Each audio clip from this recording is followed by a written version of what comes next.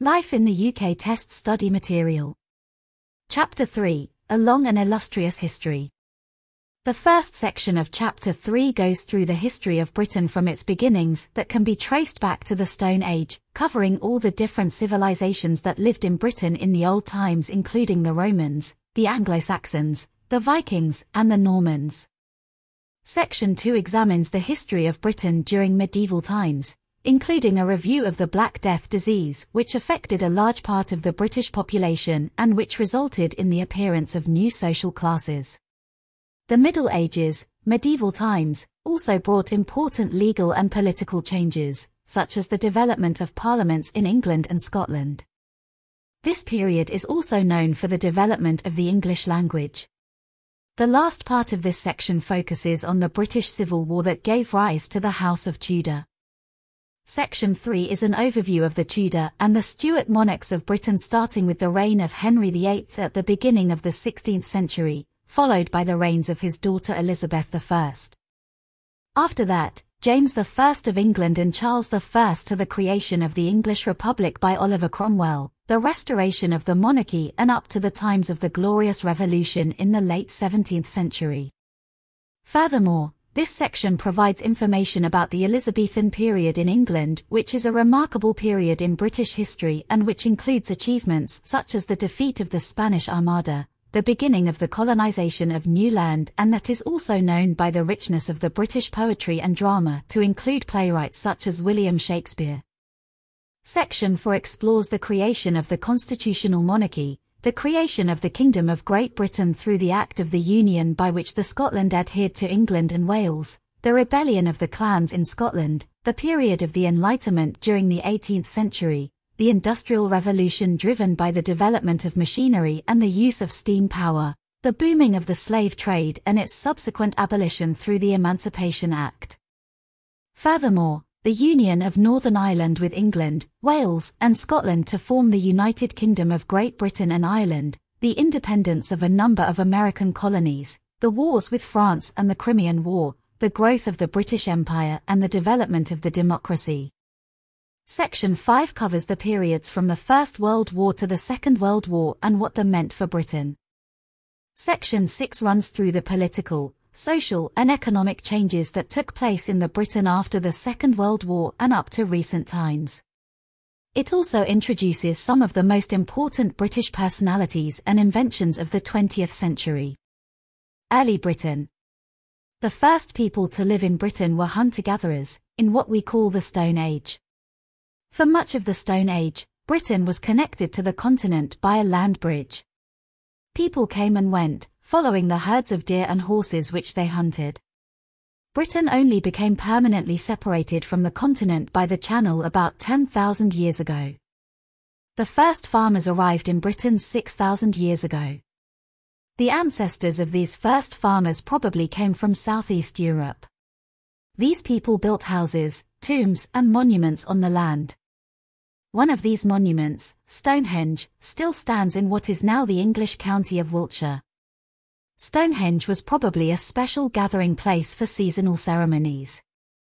Other Stone Age sites have also survived. Skara Brae on Orkney, off the north coast of Scotland, is the best preserved prehistoric village in Northern Europe, and has helped archaeologists to understand more about how people lived near the end of the Stone Age. Around 4,000 years ago, people learned to make bronze. We call this period the Bronze Age. People lived in roundhouses and buried their dead in tombs called round barrows. The people of the Bronze Age were accomplished metalworkers who made many beautiful objects in bronze and gold, including tools, ornaments, and weapons. The Bronze Age was followed by the Iron Age, when people learned how to make weapons and tools out of iron. People still lived in roundhouses grouped together into larger settlements, and sometimes defended sites called hill forts. A very impressive hill fort can still be seen today at Maiden Castle, in the English county of Dorset. Most people were farmers, craft workers, or warriors. The language they spoke was part of the Celtic language family. Similar languages were spoken across Europe in the Iron Age, and related languages are still spoken today in some parts of Wales, Scotland, and Ireland. The people of the Iron Age had a sophisticated culture and economy. They made the first coins to be minted in Britain, some inscribed with the names of Iron Age kings. This marks the beginnings of British history.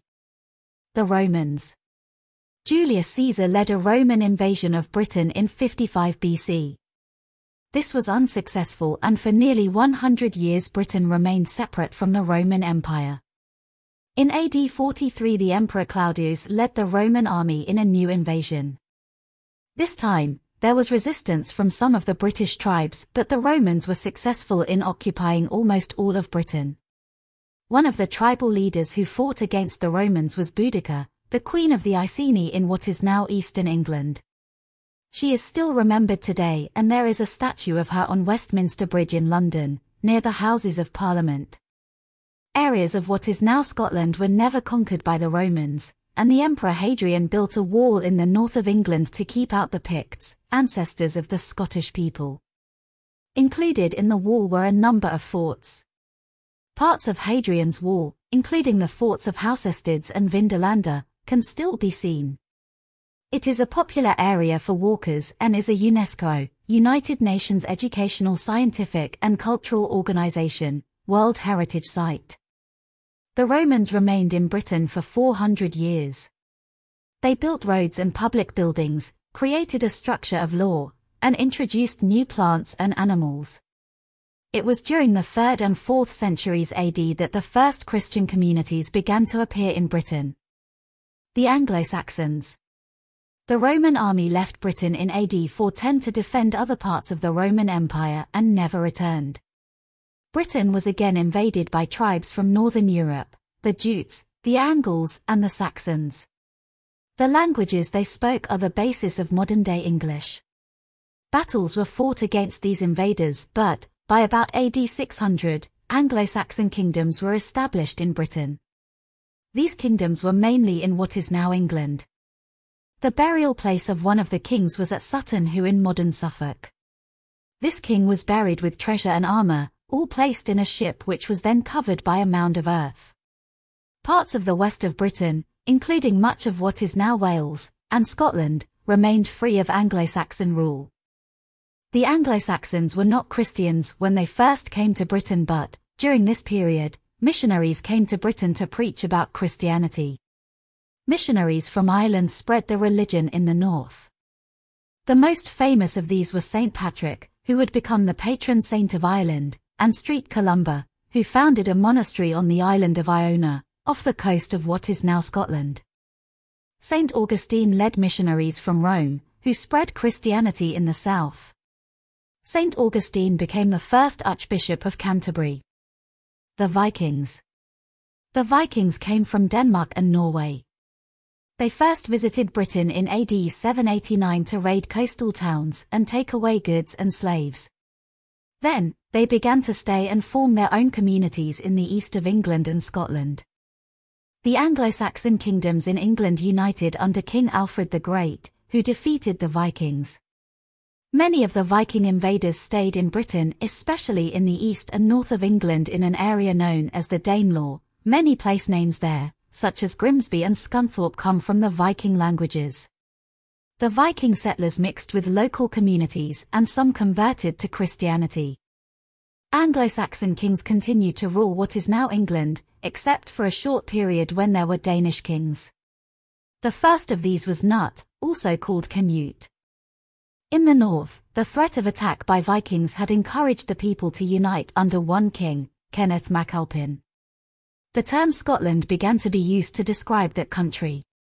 In 1066, an invasion led by William, the Duke of Normandy, in what is now northern France, defeated Harold, the Saxon king of England, at the Battle of Hastings.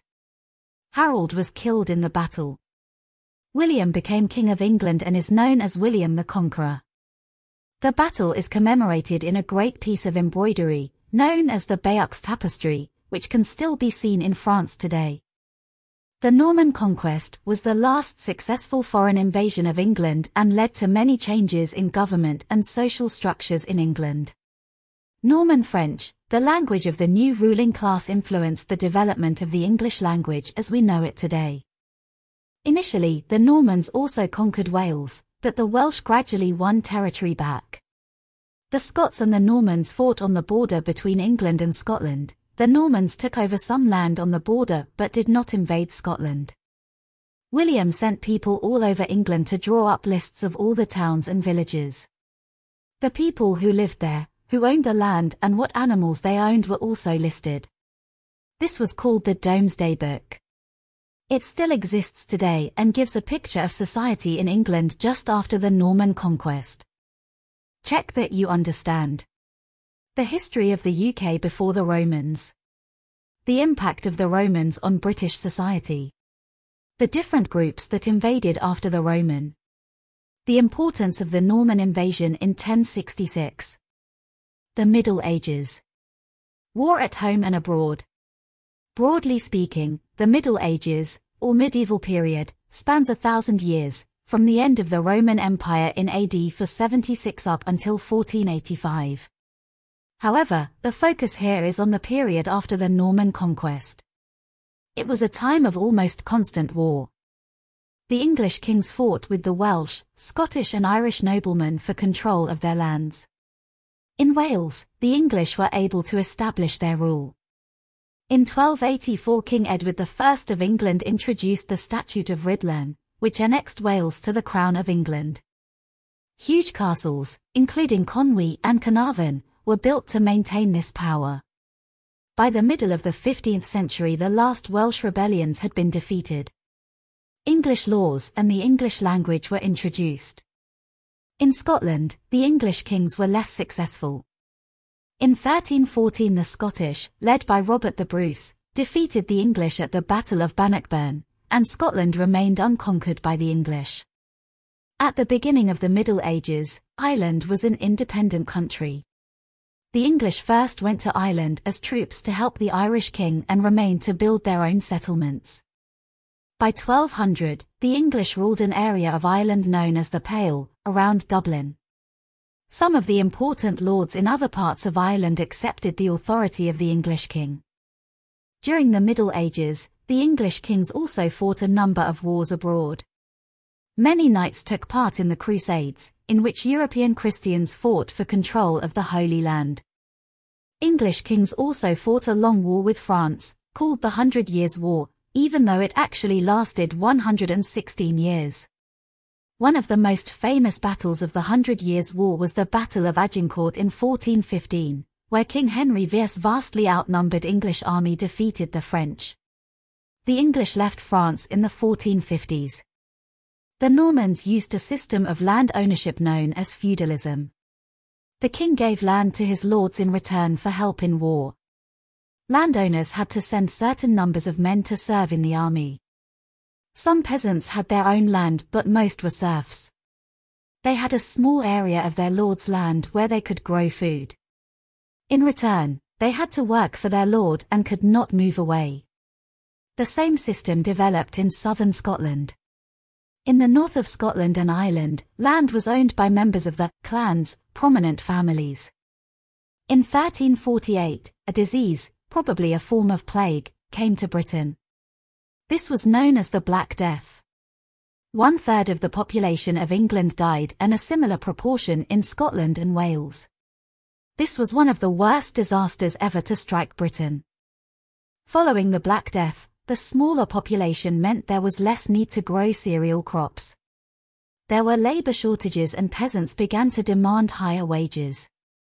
New social classes appeared, including owners of large areas of land, later called the gentry, and people left the countryside to live in the towns. In the towns, growing wealth led to the development of a strong middle class. In Ireland, the Black Death killed many in the Pale and, for a time, the area controlled by the English became smaller.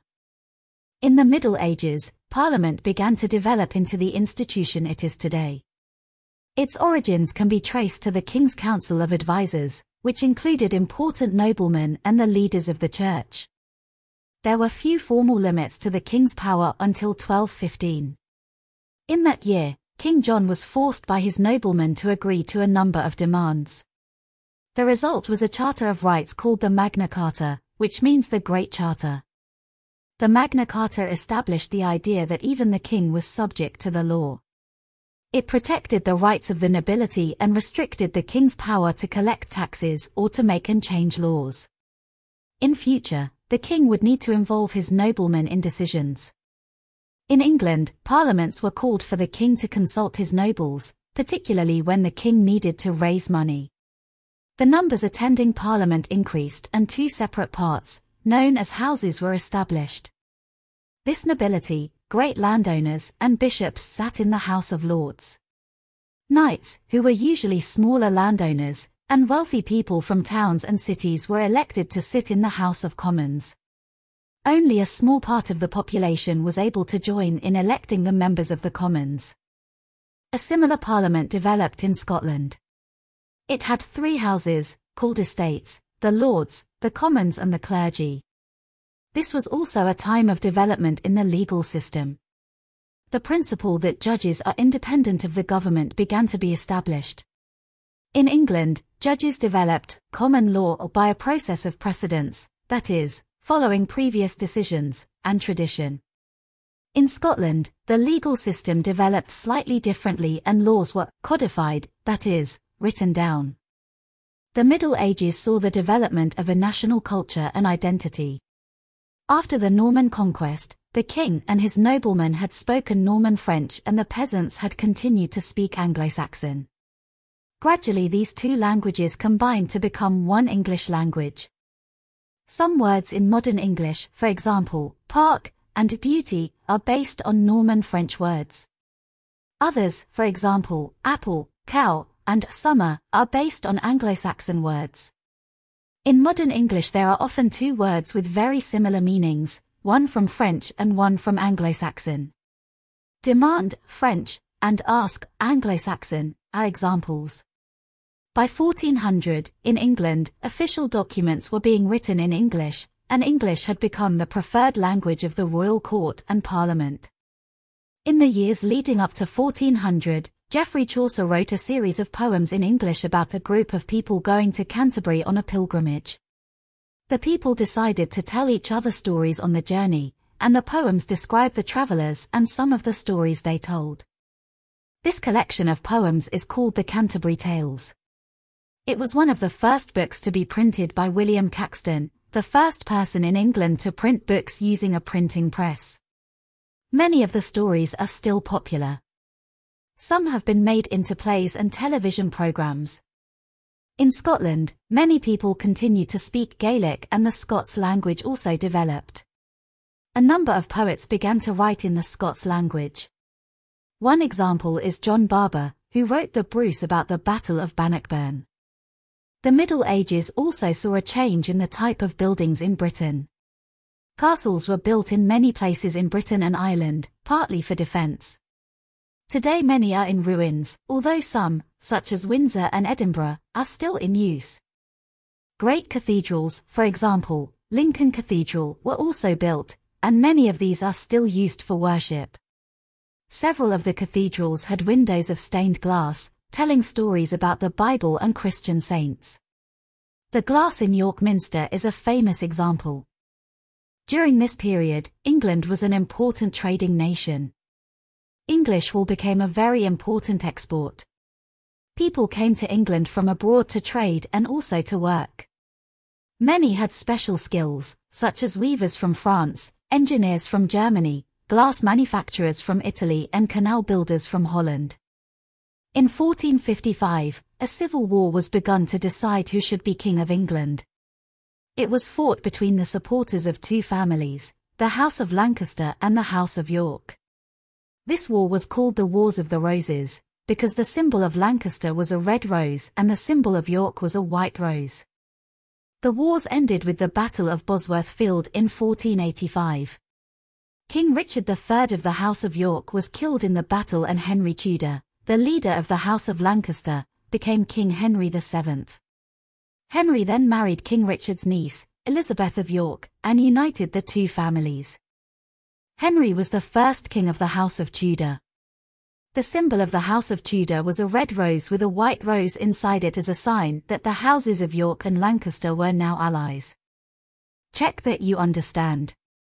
The wars that took place in the Middle Ages. How Parliament began to develop. The way that land ownership worked. The effects of the Black Death. The development of English language and culture. The Wars of the Roses, the founding of the House of Tudor. The Tudors and Stuarts. Religious conflicts. After his victory in the Wars of the Roses, Henry VII wanted to make sure that England remained peaceful and that his position as king was secure.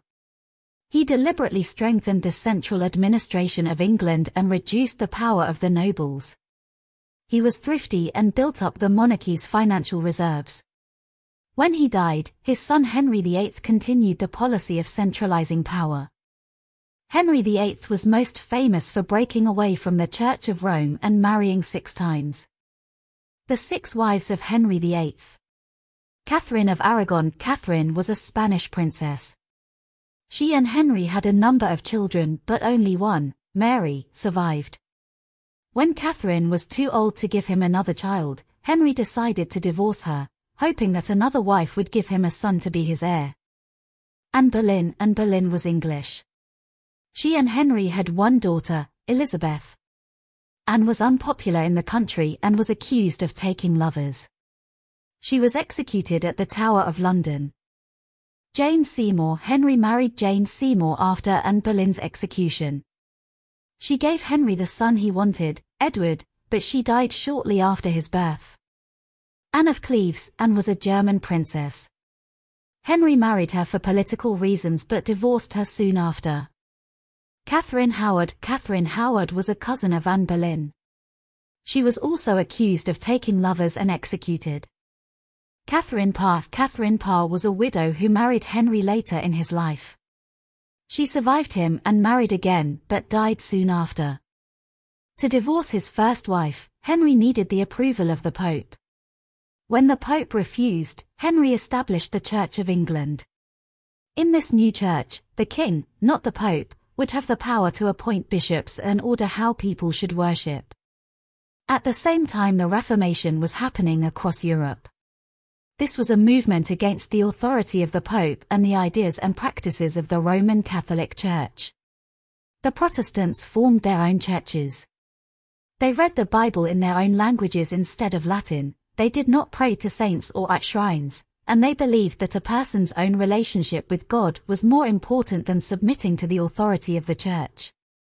Protestant ideas gradually gained strength in England, Wales, and Scotland during the 16th century. In Ireland, however, attempts by the English to impose Protestantism, alongside efforts to introduce the English system of laws about the inheritance of land, led to rebellion from the Irish chieftains, and much brutal fighting followed. During the reign of Henry VIII, Wales became formally united with England by the Act for the Government of Wales. The Welsh sent representatives to the House of Commons and the Welsh legal system was reformed. Henry VIII was succeeded by his son Edward VI, who was strongly Protestant. During his reign, the Book of Common Prayer was written to be used in the Church of England. A version of this book is still used in some churches today. Edward died at the age of 15 after ruling for just over 6 years, and his half-sister Mary became queen. Mary was a devout Catholic and persecuted Protestants. For this reason, she became known as Bloody Mary.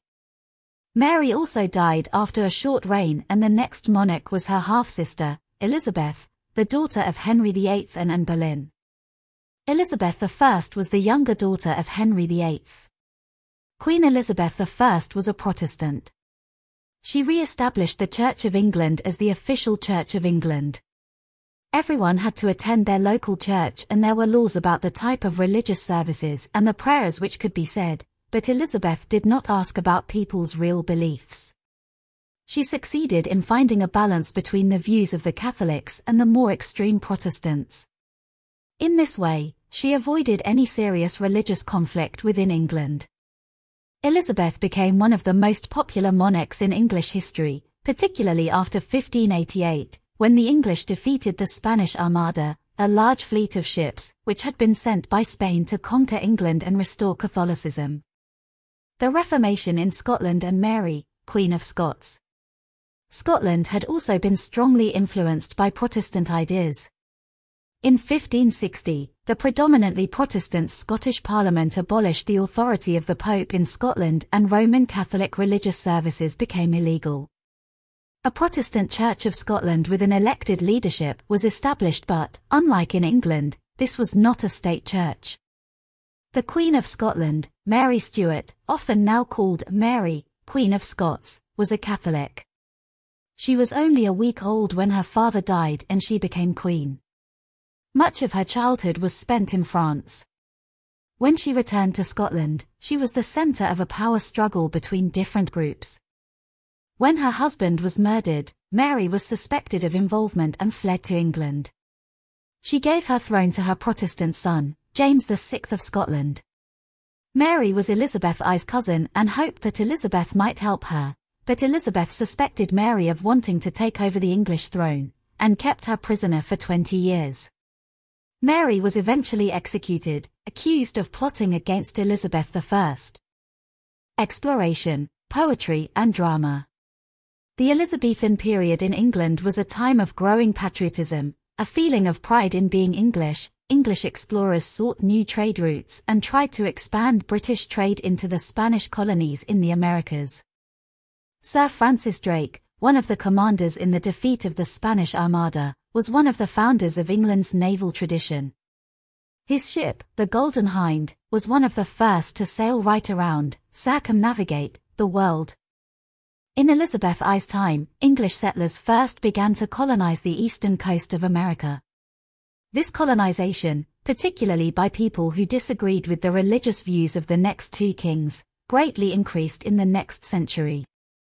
The Elizabethan period is also remembered for the richness of its poetry and drama, especially the plays and poems of William Shakespeare.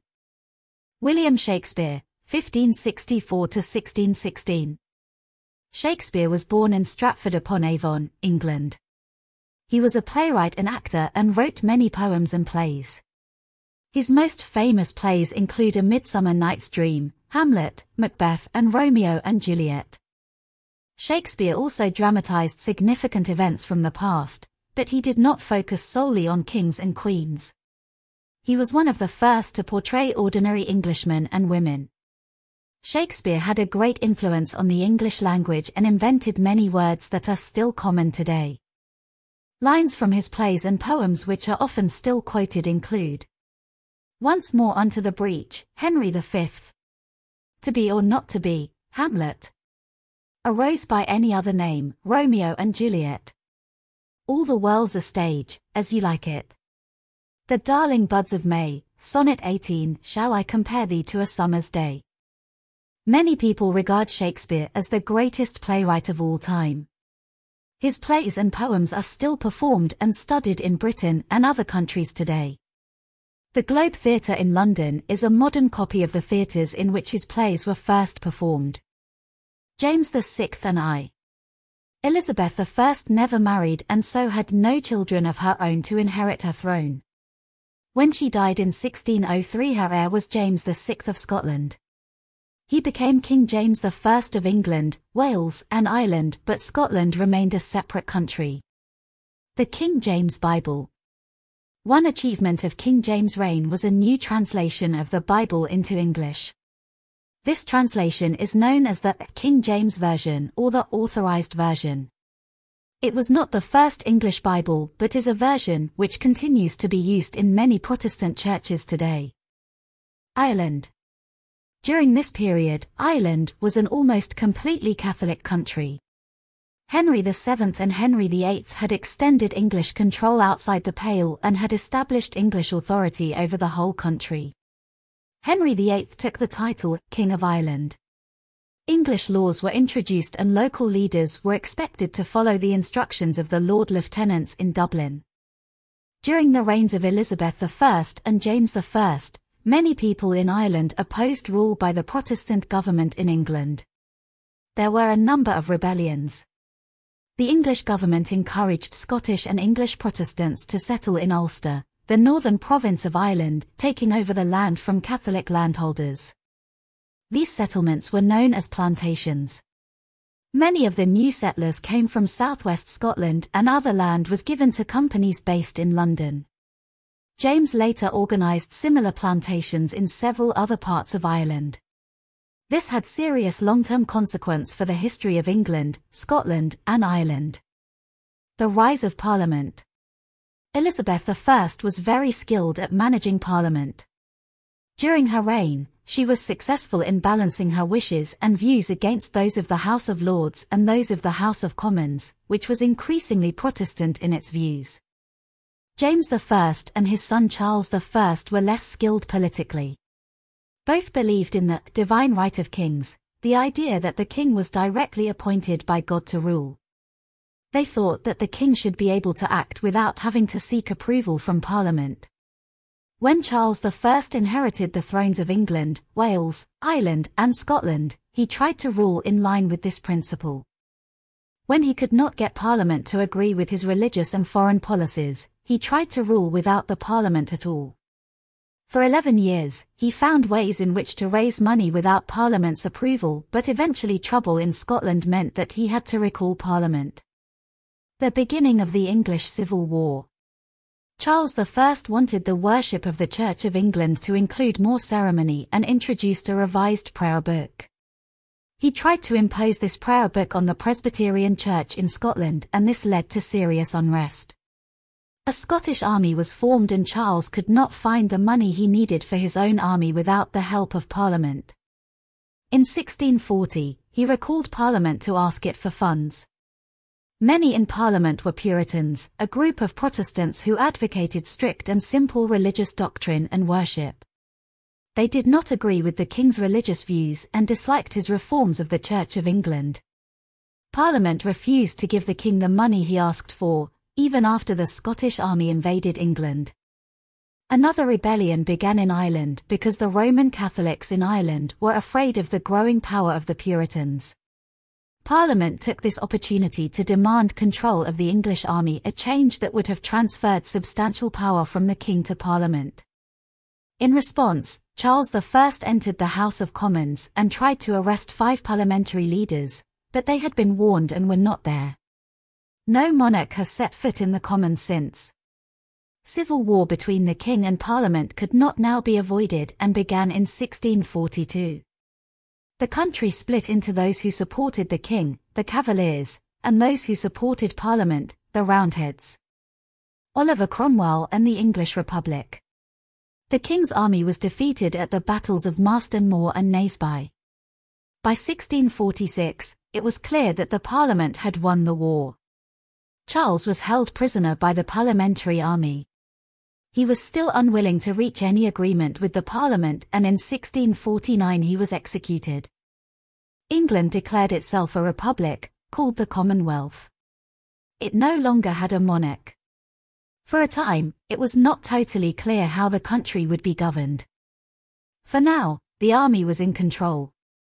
One of its generals, Oliver Cromwell, was sent to Ireland, where the revolt which had begun in 1641 still continued and where there was still a royalist army. Cromwell was successful in establishing the authority of the English Parliament, but did this with such violence that even today Cromwell remains a controversial figure in Ireland. The Scots had not agreed to the execution of Charles I and declared his son Charles II to be king. He was crowned King of Scotland and led a Scottish army into England. Cromwell defeated this army in the battles of Dunbar and Worcester. Charles II escaped from Worcester, famously hiding in an oak tree on one occasion, and eventually fled to Europe. Parliament now controlled Scotland as well as England and Wales.